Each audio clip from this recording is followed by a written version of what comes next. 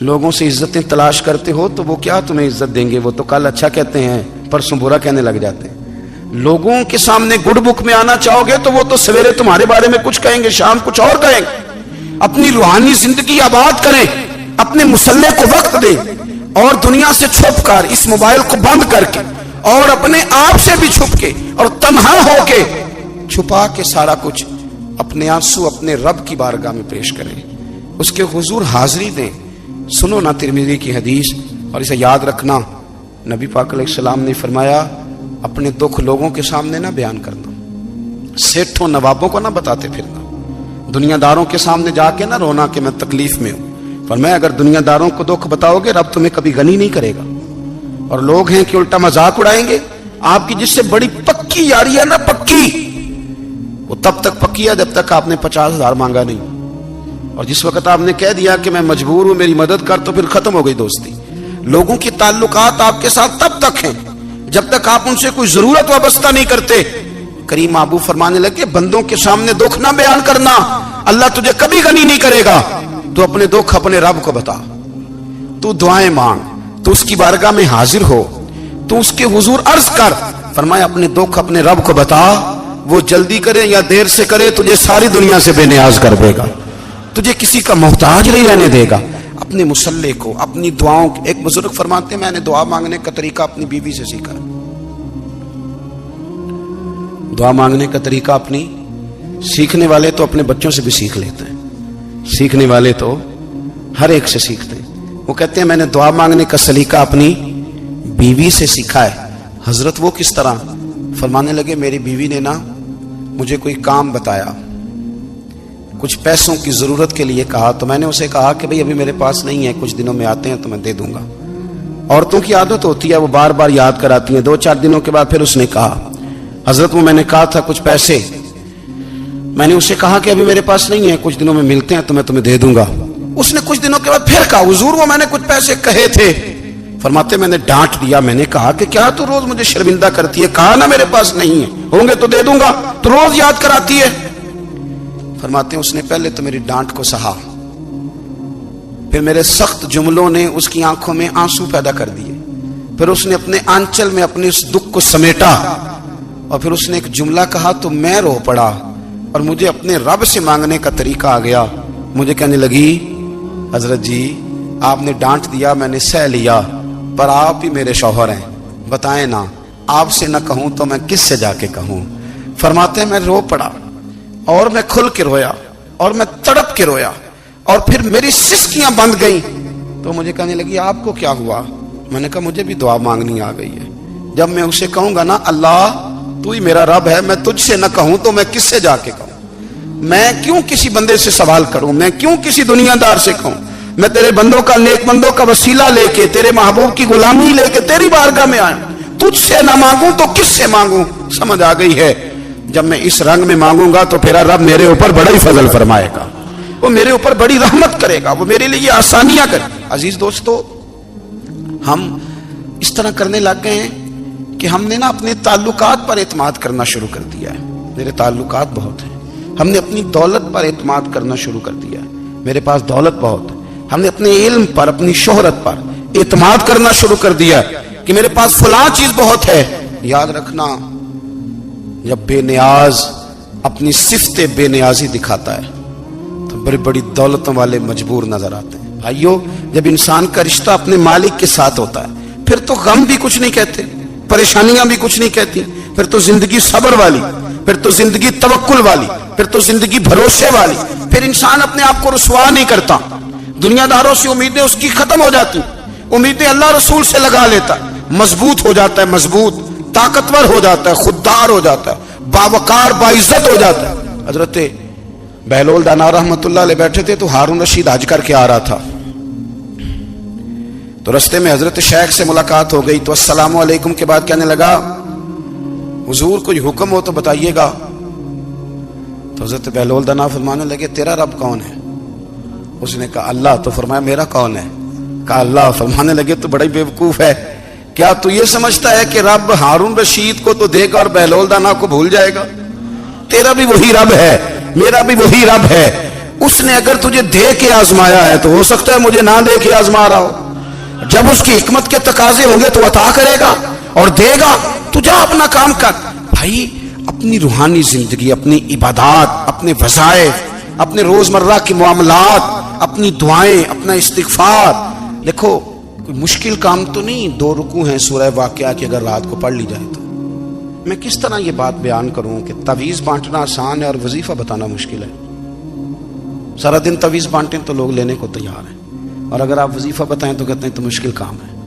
او خدا کے بندے، اگر آپ کا تعلق قرآن پاک کے ساتھ مضبوط ہو، قرآن پاک کے ساتھ اگر آپ کا رشتہ ہو، لوگ سفارشیں ڈھونڈتے ہیں نا دنیا میں، کوئی تعلق مل جائے تو میرا کام ہو جائے. دنیا میں اتنا مشکل معاملہ ہے، آخرت میں مجھے بتائیے گا کتنا مشکل معاملہ ہوگا. میرے نبی پاک صلی اللہ تعالی علیہ وسلم نے فرمایا جو لوگ سورہ ملک پڑھا کرتے تھے نا، سورہ ملک، یہ سورت ملک قیامت میں ان کی سفارش کرے گی، اور اس طرح کرے گی کہ کہے گی اے اللہ یہاں اس بندے کو جنت میں داخل کر دے یا مجھے قرآن پاک سے علیحدہ کر دے. تو رب فرمائے گا جا اس کا دامن تھام کے اسے جنت تک پہنچایا. آپ بات کو سمجھیں، جب آپ کے تعلقات اپنے معاملات کے ساتھ مضبوط ہوں گے. یہ نبی کریم نے وعدہ کیا ہے کہ تو سورت واقعہ پڑھ تیرے گھر میں فاقہ نہیں آئے گا. حضرت عبداللہ ابن مسعود رضی اللہ تعالیٰ عنہ بیمار تھے تو حضرت عثمان غنی رضی اللہ تعالیٰ عنہ تیمارداری کے لیے تشریف لے گئے اور جا کر کے کہا کہ آپ بڑے بیمار ہیں، آپ کی بیٹیاں زیادہ ہیں، میں چاہتا ہوں کہ خزانے میں سے کچھ مدد کروں. تو سیدنا عبداللہ ابن مسعود رضی اللہ تعالیٰ عنہ اٹھ کے بیٹھ گئے اور کہنے لگے امیر المومنین، اللہ آپ کو میری طرف سے، میری بیٹیوں کی طرف سے بہتر صلہ دے. میری بیٹیوں کو کسی خزانے کی ضرورت نہیں، میں نے انہیں خزانہ دے دیا ہے. کہا جناب آپ نے کون سا خزانہ دیا ہے، میں آپ کے مالی معاملات کو جانتا ہوں. تو فرمانے لگے امیر المومنین، میرے نبی کریم نے فرمایا ہے جو سورت واقعہ پڑھے اسے کبھی فاقہ نہیں آتا. میں نے بیٹیوں کو یاد کرا دی ہے، یہ خزانہ میں نے انہیں دے دیا ہے. وہ سارے والدین سنیں جو بیٹیوں کے لیے پریشان رہتے. حضرت عبداللہ ابن مسعود نصیحت کر رہے ہیں، فرمانے لگے میں نے سورت واقعہ یاد بھی کرا دی ہے، پڑھنے کی عادت بھی ڈال دی ہے. حضور نے فرمایا ہے جو سورت واقعہ پڑھے اسے فاقہ نہیں آتا. کہنے لگے چاند تو اپنی جگہ چھوڑ سکتا ہے، سورج گر سکتا ہے، تارے ٹوٹ سکتے ہیں، پر مدینے والے رسول کی بات غلط نہیں ہو سکتی. حضور نے فرمایا فاقہ نہیں آئے گا تو انشاءاللہ کبھی بھی نہیں آئے گا. کرنے کا کام یہ ہے کہ ہم اپنے معاملات، اپنی عبادات، اپنی دعائیں، کبھی 10 منٹ عادت ہو جائے نا دعا مانگنے کی علیحدہ سے رات کو. حضور نے فرمایا جو فرض نماز کے بعد دعا مانگے اللہ اس کی قبول کر لیتا ہے. نبی پاک صلی اللہ تعالی علیہ وسلم نے فرمایا اللہ مسافر کی دعا قبول فرماتا ہے. حضور نے فرمایا اللہ مظلوم کی دعا قبول فرماتا ہے. حضور نے فرمایا بیمار سے دعا کراؤ اللہ اس کی دعا قبول فرماتا ہے. میرے نبی پاک نے فرمایا ماں باپ جب بھی اولاد کے لیے ہاتھ اٹھائیں، ویسے تو بلے شاہ تو آسمانی اڑ دیا ہی پھڑ دیں، جڑا گھر بیٹھا انہوں بڑھیا ہی نہیں. حضور فرمانے لگے ماں باپ جب بھی اولاد کے لیے دعا فرمائیں اللہ ان کی دعا کو قبول کرتا ہے. آپ اپنا تعلق بنائیں دعا کے ساتھ، عبادت کے ساتھ، مصلی کے ساتھ رشتہ بنائیں، استغفار پڑھیں. صلاح الدین ایوبی صلیبی جنگوں میں تھے، رات کو مسجد اقصی میں نماز پڑھی تو پریشان تھے. ایک بزرگ سے ملاقات ہوئی تو وہ کہنے لگے کہ آپ بڑے پریشان ہیں. کہنے لگے حضور پریشان اس لیے ہوں کہ پہلے ہی مسلمان کمزور ہے، اب میں نے سنا ہے دشمن کا ایک بحری بیڑا وہ جنگی سامان سے بھرا ہوا آ رہا ہے، تو اب ان کے پاس اور تلواریں اور نیزے آ جائیں گے، مسلمانوں کے پاس پہلے ہی وسائل کی کمی ہے، پریشان ہوں کس طرح کر کے مقابلہ کریں گے. یہ بات کہتے ہی صلاح الدین ایوبی نے بزرگوں سے کہا حضور آپ بھی دعا کرنا، دعا کی بڑی طاقت ہے. میرے نبی پاک نے فرمایا دعا مومن کا ہتھیار ہے، دعا مومن کا، دعا مومن کا. حضور نے فرمایا تقدیر کو سوائے دعا کے کوئی چیز نہیں بدل سکتی. دعا مومن کا ہتھیار ہے، یہ کافر کے پاس کوئی نہیں، یہ ہتھیار ہے مومن کا. اللہ کرے آپ کو سمجھ آئے. پھر سنیں کئی بار کہہ چکا ہوں یہ ہتھیار ہے. کافر کے مقابلے میں جو تیرے پاس سب سے بڑا ہتھیار ہے وہ دعا ہے. دعائیں کرانی چھوڑ دی، کرنی چھوڑ دی، لینی چھوڑ دی. حضرت سیدنا انس بن مالک رضی اللہ تعالیٰ عنہ فرمایا کرتے تھے میں نے وہ رنگ دیکھا ہے جب حضور دعا مانگتے تھے اور حضور کی مقدس آنکھوں میں آنسو بھی ساتھ ہی بہا کرتے تھے، میں نے وہ انداز دیکھا. تو صلاح الدین ایوبی بزرگ سے کہنے لگے آپ بھی دعا کیجیے، اور خود رونے لگے اور سر سجدے میں رکھ کے رونے لگے اور عشاء سے لے کر فجر تک روئے. खूब रोए। सुबह वो बुजुर्ग आए तो सलाहुद्दीन अय्यूबी का खूबसूरत और हंसता हुआ चेहरा देखा। कहने लगे आप बड़े खुश हैं, रात तो मैंने बड़े रोते हुए देखा था। तो कहने लगे हुजूर वो जो बहरी बेड़ा आ रहा था ना वो पानी में डूब गया है, अब वो नहीं आ रहा, अभी खबर आई है तो मैं बड़ा खुश हूं। बुजुर्ग कहने लगे उठ सीने से लग और सुन एक बात, वो बहरी बेड़ा पानी में नहीं डूबा, वो तेरे आंसुओं में डूब गया है। वो जो तू रात रोया है ना रब करीम की बारगाह में, तो वो डूब गया है। हजरत आयशा सिद्दीका रज़ी अल्लाह ताला अन्हा फरमाती हैं एक औरत थी और उसे नबी पाक सल्लल्लाहु ताला अलैहि वसल्लम ने ना वो कलमा पढ़ के मुसलमान हुई, मदीना तैयबा आ गई तो हुजूर ने मस्जिद नबवी शरीफ में उसके लिए मकान, एक सादा सा कमरा साथ मस्जिद के बनवा दिया, वहीं रहने लगी। अक्सर वो सैयदा तैयबा के पास आती तो हजरत आयशा सिद्दीका रज़ी अल्लाह ताला अन्हा फरमाती हैं वो बड़ी बातें सुनाती और आखिर में कहती वो हार वाला दिन भी बड़ा अजीब दिन था और मेरे रब की कुदरतों का दिन था, वो भी बड़ा अजीब दिन था। सैयदा आयशा सिद्दीका रज़ी अल्लाह ताला अन्हा एक दिन फरमाने लगी कि तू हार वाले दिन का बड़ा जिक्र करती है, वो क्या दिन था? तो खातून कहने लगी अम्मा जी वो दिन था जब मेरे रब पर भरोसा और मजबूत हो गया, जिस दिन मेरा अपने रब पर तवक्कुल और बढ़ा, मेरे ईमान में यकीन में और पुख्तगी आई। कहने लगी मैं एक घर की कनीज थी, नौकरानी थी, उस घर में एक बच्ची थी जिसके पास सोने चांदी हीरे जवाहरात का हार था। उस जमाने में ना चमड़े के ऊपर लोग हीरे जवाहरात लगाते थे, कई दफा सुर्ख रंग के चमड़े पे लगाए जाते थे। वो बच्ची पहनती थी तो कहती हूँ बच्ची के उसने उतार के रखा या उससे गिरा वो हार तो चील उसे उठा के ले गई गोश्त समझ के और मेरे सामने उठा के ले गई। घर वालों ने मुझसे पूछा, ये बुखारी में मौजूद है, घर वालों ने पूछा मुझसे कि वो हार कहाँ है, तो मैंने कहा चील उठा के ले गई। घर में कुछ चोरी हो जाए तो सबसे पहला इल्जाम किस पे लगता है? मुलाजिमीन पे। कहते उन्होंने मुझे बड़ा मारा, बड़ी तकलीफ दी, हत्ता कि मेरी शर्मगाह तक की तलाशी ली, मेरी इज्जत इतनी खराब की मैं बता नहीं सकती। मैंने अपनी जिंदगी में एक वाकया देखा, एक अमीर घर में चोरी हो गई, मुलाजिम को इतना मारा कि वो चारपाई पे पड़ गया।